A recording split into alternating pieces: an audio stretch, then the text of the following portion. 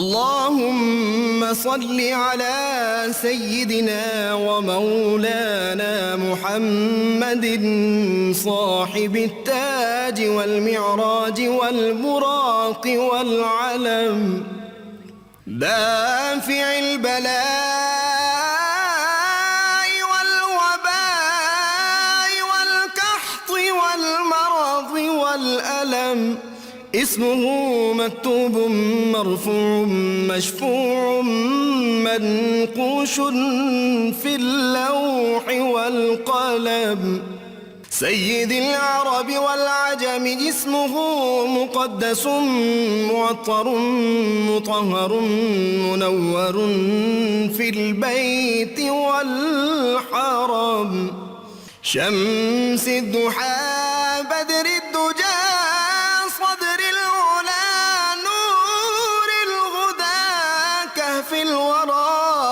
مصباح الظلم،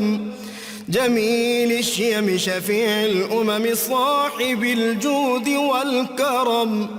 والله عاصمه وجبريل خادمه والبراك مركبه والمعراج سفره،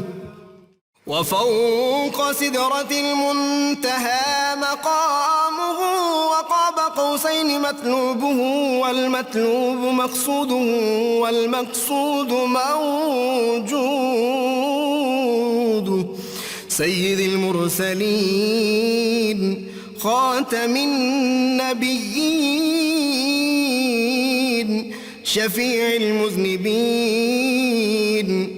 أنيس الغريبين رحمة للعالمين، راحة العاشقين مراد المشتاقين شمس العارفين سراج السالكين مصباح المقربين، محب الفقراء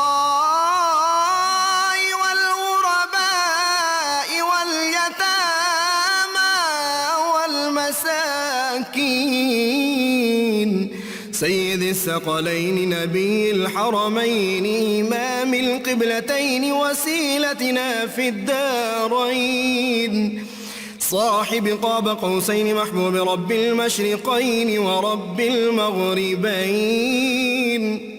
جد الحسن والحسين مولانا ومولى الثقلين،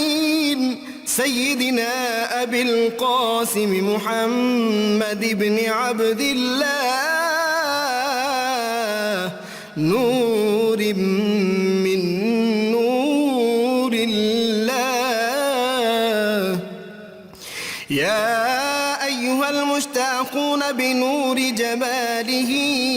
بلغ العلا بكماله، كشف الدجى بجماله حصنت جميع خصاله، صلوا عليه وآله وأصحابه وسلموا تسليما.